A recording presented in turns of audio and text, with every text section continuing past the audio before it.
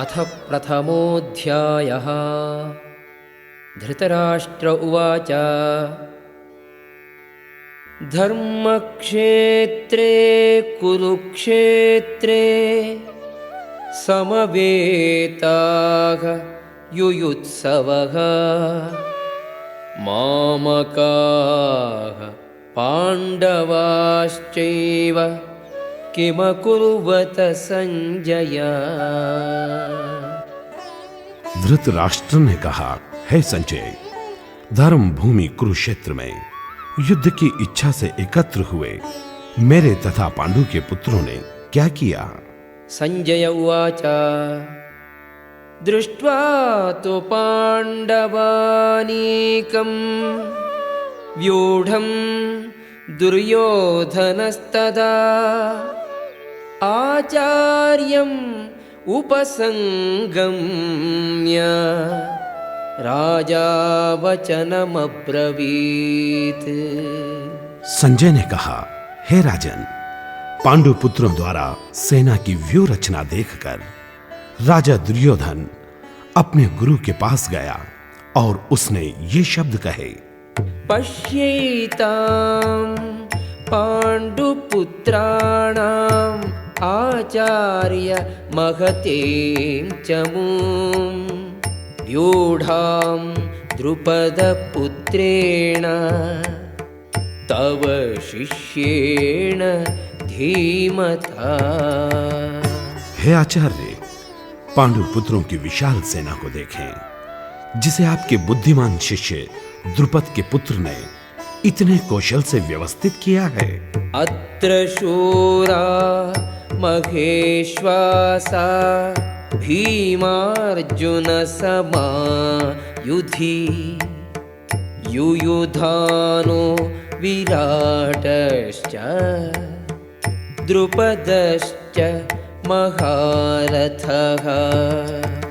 इस सेना में भीम तथा अर्जुन के समान युद्ध करने वाले अनेक वीर धनुर्धर हैं, यथा महारथी युयुधान, विराट तथा द्रुपद। धृष्टकेतुः चेकितानः काशीराजश्च वीर्यवान् पुरुजित् कुन्तिभोजश्च शैब्यश्च नरपुंगवः। इनके साथ ही धृष्टकेतु, चेकितान, काशीराज, पुरजीत, कुंतीभोज तथा शब्य जैसे महान शक्तिशाली योद्धा भी हैं।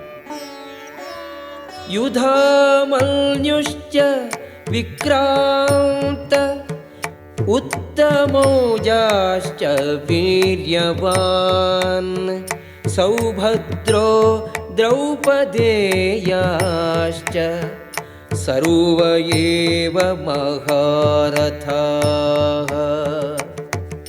पराक्रमी युधामन्यु, अत्यंत शक्तिशाली उत्तमौजा, सुभद्रा का पुत्र तथा द्रौपदी के पुत्र, ये सभी महारथी हैं। अस्माकं तु विशिष्टाये तान्निबोध द्विजोत्तमा नायका मम सैन्यस्य संज्ञार्थं तान् ब्रवीमि ते। हे ब्राह्मण श्रेष्ठ, आपकी सूचना के लिए मैं अपनी सेना के उन नायकों के विषय में बताना चाहूंगा जो मेरी सेना को संचालित करने में निपुण हैं। भवान् भीष्मश्च कर्णश्च कृपश्च समितिञ्जयः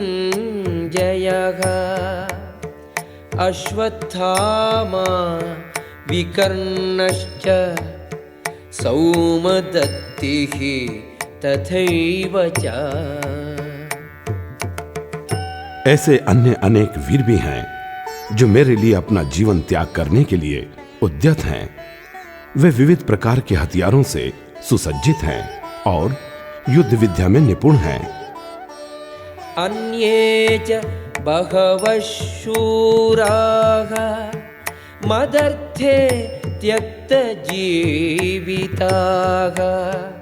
नानाशस्त्रप्रहरणाः सर्वे युद्धविशारदाः।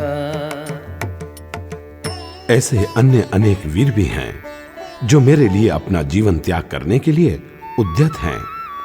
वे विविध प्रकार के हथियारों से सुसज्जित हैं और युद्ध विद्या में निपुण हैं। अपर्याप्तं तदस्माकं बलं भीष्माभिरक्षितम् पर्याप्तं त्विदमेतेषां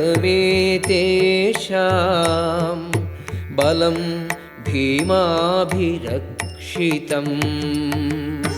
हमारी शक्ति अपरिमेय है और हम सब पितामह द्वारा भली भांति संरक्षित हैं, जबकि पांडवों की शक्ति भीम द्वारा भली भांति संरक्षित होकर भी सीमित है। अयनेषु च सर्वेषु यथा भागम् अवस्थिताः भीष्ममेवाभिरक्षन्तु भवन्तः सर्व एव हि। अतएव सैन्य व्यूह में अपने अपने मोर्चों पर खड़े रहकर आप सभी भीष्म पितामह को पूरी पूरी सहायता दें। तस्य संजनयन् हर्षं कुरु वृद्धः पितामहः सिंहनादं विनद्योच्चैः शंखं दद्मौ प्रतापवान्। तब कुरुवंश के वयोवृद्ध परम प्रतापी एवं वृद्ध पितामह ने सिंह गर्जना सी ध्वनि करने वाले अपने शंख को उच्च स्वर से बजाया, जिससे दुर्योधन को हर्ष हुआ। ततः शंखाश्च भैर्यश्च पणवानक गोमुखाः सहसैवाभ्यकल्यन्त सशब्दः तुमुलोऽभवत्। तत्पश्चात शंख, नगाड़े, बिगुल, तुरही तथा सिंह सहसा एक साथ बज उठे। वह संवेद स्वर अत्यंत कोलाहलपूर्ण था। ततः श्वेतैः हयैर्युक्ते महति स्यन्दने स्थितौ माधवः पाण्डवश्चैव दिव्यौ शंखौ प्रदध्मतुः। दूसरी ओर से श्वेत घोड़ों द्वारा खींचे जाने वाले विशाल रथ पर आसीन कृष्ण तथा अर्जुन ने अपने अपने दिव्य शंख बजाए। पांचजन्यं हृषिकेशो देवदत्तं धनञ्जयः पौण्ड्रं दद्मौ महाशंखं भीमकर्मा वृकोदरः। भगवान कृष्ण ने अपना पांचजन्य शंख बजाया। अर्जुन ने देवदत्त शंख तथा अति भोजी एवं अति मानवीय कार्य करने वाले भीम ने पौंड्र नामक भयंकर शंख बजाया। अनंत विजयं राजा कुंती पुत्रो युधिष्ठिरः नकुलः सहदेवश्च सुघोषमणिपुष्पकौ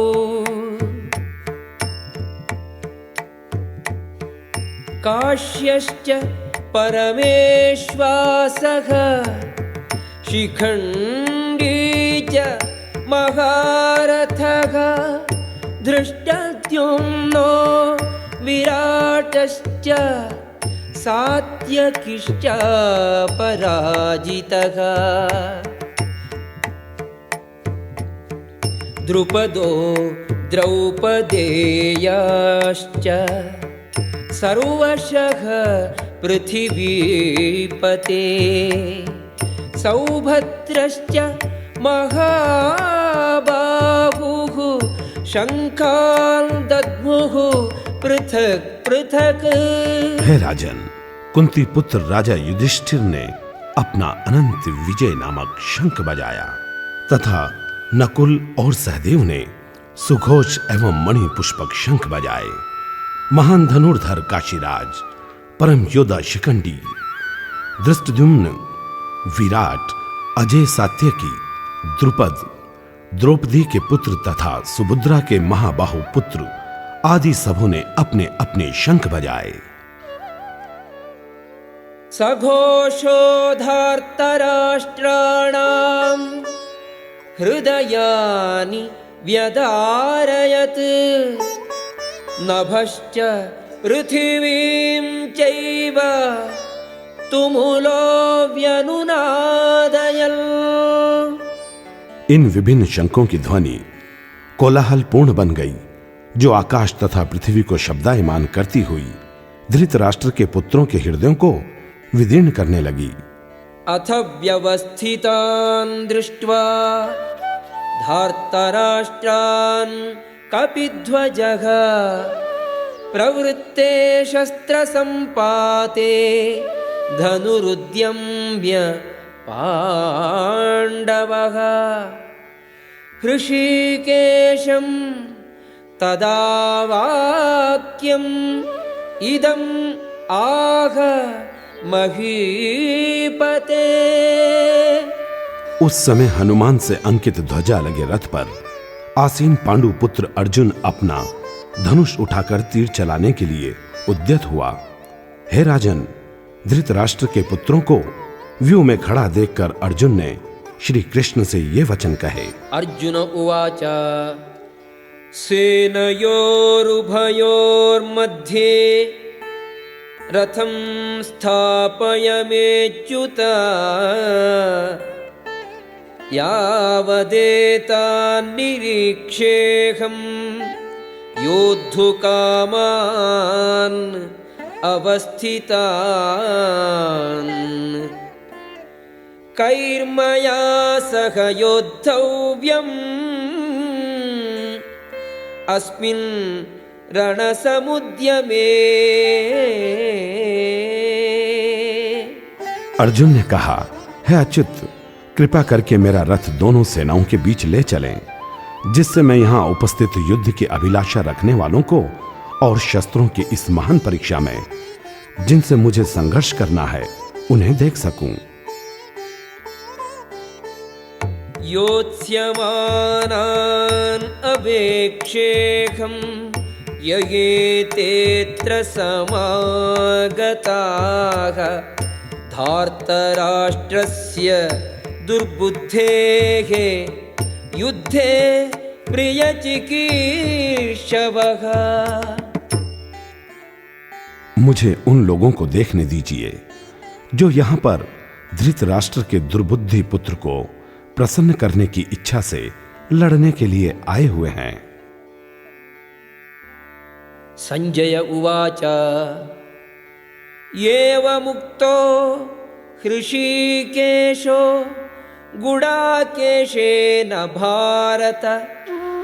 सेनयोरुभयोर्मध्ये स्थापयित्वा रथोत्तमम्। संजय ने कहा, हे भरतवंशी, अर्जुन द्वारा इस प्रकार संबोधित किए जाने पर भगवान श्री कृष्ण ने दोनों दलों के बीच में उस उत्तम रथ को लाकर खड़ा कर दिया। भीष्मद्रोण प्रमुखतः सर्वेषां च महीक्षिताम्। उवाच पार्थ पश्यैतान् समवेतान् कुरूनिति। भीष्म, द्रोण तथा विश्व भर के अन्य समस्त राजाओं के सामने भगवान ने कहा कि हे पार्थ, यहाँ पर एकत्र सारे कुरुओं को देखो। तत्र पश्य स्थितान् पार्थः पितॄनथ पितामहान्। आचार्यान् मातुलान् भ्रातॄन् पुत्रान् पौत्रान् सखींस्तथा श्वशुरान् सुहृदश्चैव सेनयोरुभयोरपि। अर्जुन ने वहां पर दोनों पक्षों की सेनाओं के मध्य में अपने चाचा ताओं, पितामहों, गुरुओं, मामाओं, भाइयों, पुत्रों, पौत्रों, मित्रों, ससुरों और शुभचिंतकों को भी देखा। तान् समीक्ष्य स कौन्तेयः सर्वान् बन्धून् अवस्थितान् कृपया परयाविष्टो विषीदन्निदमब्रवीत्। जब कुंती पुत्र अर्जुन ने मित्रों तथा संबंधियों को देखा तो वह करुणा से अभिभूत हो गया और इस प्रकार बोला। दृष्ट्वेमं स्वजनं कृष्णा युयुत्सुं समुपस्थितं सीदन्ति मम गात्राणि मुखं च परिशुष्यति। अर्जुन ने कहा, हे कृष्ण, इस प्रकार युद्ध की इच्छा रखने वाले अपने मित्रों तथा संबंधियों को अपने समक्ष उपस्थित देखकर मेरे शरीर के अंग कांप रहे हैं और मेरा मुंह सूखा जा रहा है। वेपतुश्च शरीरे मे रोमहर्षश्च जायते गाण्डीवं स्रंसते हस्तात् त्वच्चैव परिदह्यते। मेरा सारा शरीर कांप रहा है, मेरे रोंगटे खड़े हो रहे हैं, मेरा गांडीव धनुष मेरे हाथ से सरक रहा है और मेरी त्वचा जल रही है। न च शक्नोमि अवस्थातुं भ्रमतीव च मे मनः निमित्तानि च पश्यामि विपरीतानि केशव। मैं यहाँ अब और अधिक खड़ा रहने में असमर्थ हूँ। मैं अपने को भूल रहा हूँ और मेरा सिर चकरा रहा है। हे कृष्ण, मुझे तो केवल अमंगल के कारण दिख रहे हैं। न च श्रेयोनुपश्यामि हत्वा स्वजनम् आहवे न काङ्क्षे विजयं कृष्ण न च राज्यं सुखानि च। हे कृष्ण, इस युद्ध में अपने ही स्वजनों का वध करने से न तो मुझे कोई अच्छाई दिखती है और न मैं उससे किसी प्रकार की विजय, राज्य या सुख की इच्छा रखता हूं। किन्नो राज्येन गोविन्द किं भोगैः जीवितेन वा येषामर्थे काङ्क्षितं नो राज्यं भोगाः सुखानि च। त इमेव स्थिता युद्धे प्राणां त्यक्त्वा धनानि च आचार्याः पितरः पुत्राः तथैव च पितामहाः मातुलाः श्वशुराः पौत्राः श्यालाः सम्बन्धिनस्तथा एतान्न हन्तुमिच्छामि घ्नतोऽपि मधुसूदन अपि त्रैलोक्यराज्यस्य हेतोः किं नो मही कृते। निहत्य धार्तराष्ट्रान्नः का प्रीतिः स्यात् जनार्दन।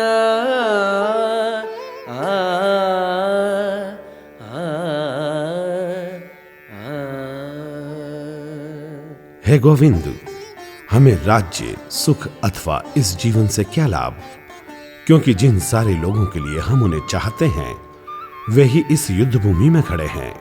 हे मधुसूदन, जब गुरुजन, पितृगण, पुत्रगण, पितामह, मामा, ससुर, पौत्रगण, साले तथा अन्य सारे संबंधी अपना अपना धन एवं प्राण देने के लिए तत्पर हैं और मेरे समक्ष खड़े हैं, तो फिर मैं इन सबको क्यों मारना चाहूंगा, भले ही वे मुझे क्यों न मार डाले।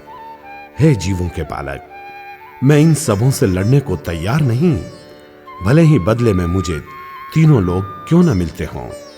इस पृथ्वी की तो बात ही छोड़ दें, भला धृतराष्ट्र के पुत्रों को मारकर हमें कौन सी प्रसन्नता मिलेगी। पापमेवाश्रयेदस्मान् हत्वैतान् आततायिनः तस्मान्नार्हा वयं हन्तुं धार्तराष्ट्रान् स्वबान्धवान् स्वजनं हि कथं हत्वा सुखिनः स्याम माधव।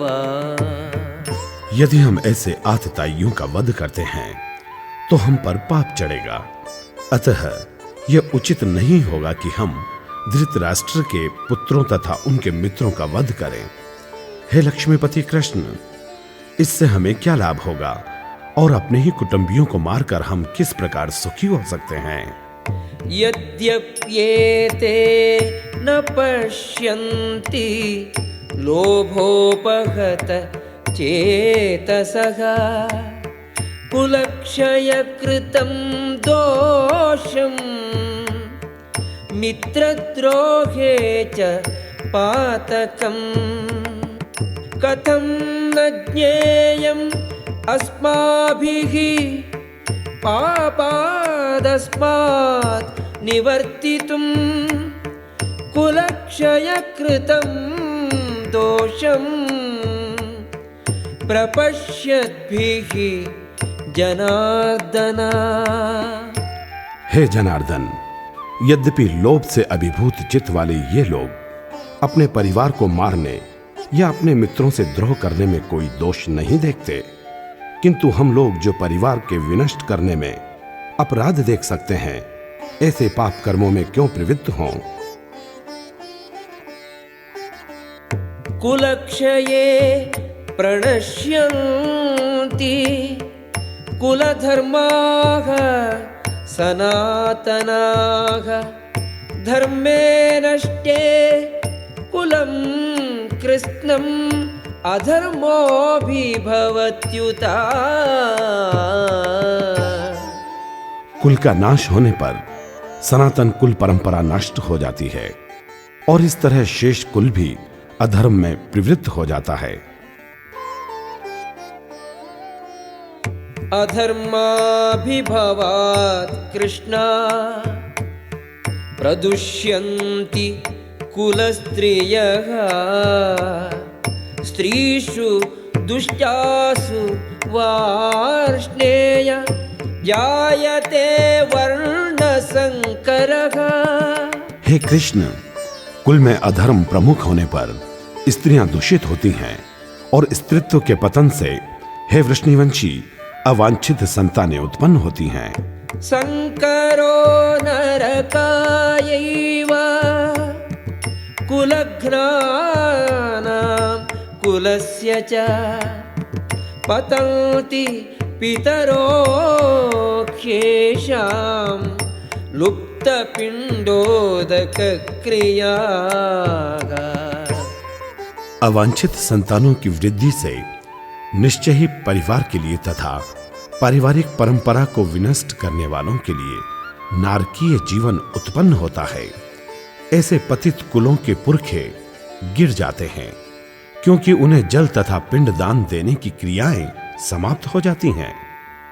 दोषैरेतैः कुलघ्नानां वर्णसंकरकारकैः उत्साद्यन्ते जातिधर्माः कुलधर्माश्च शाश्वतः। जो कुल परंपरा को विनष्ट करते हैं और अवांछित संतानों को जन्म देते हैं, उनके दुष्कर्मों से समस्त समुदाय की योजनाएं विनष्ट होती हैं। उत्सन्न कुलधर्माणां मनुष्याणां जनार्दन नरके नियतं वासो भवतीत्यनुशुश्रुमा।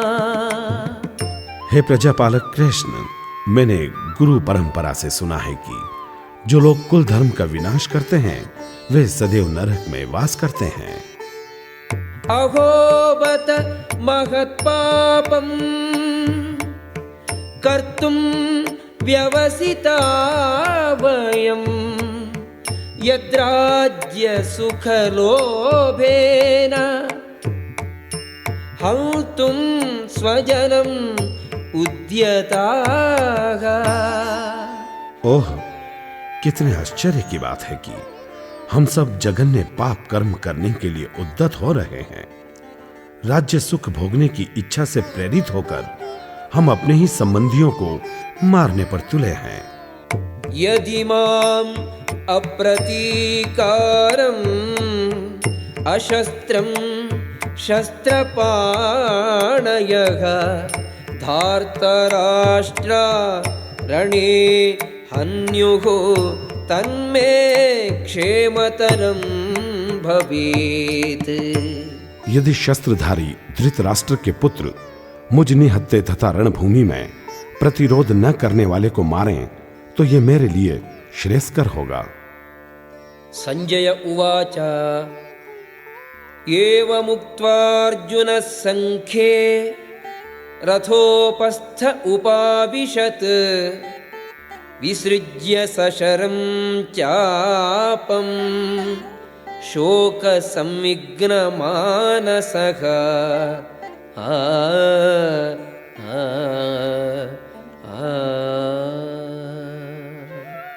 संजय ने कहा, युद्ध भूमि में अर्जुन ने धनुष तथा बाण एक और रख दिए और शोकमय चित्त से रथ के आसन पर बैठ गया।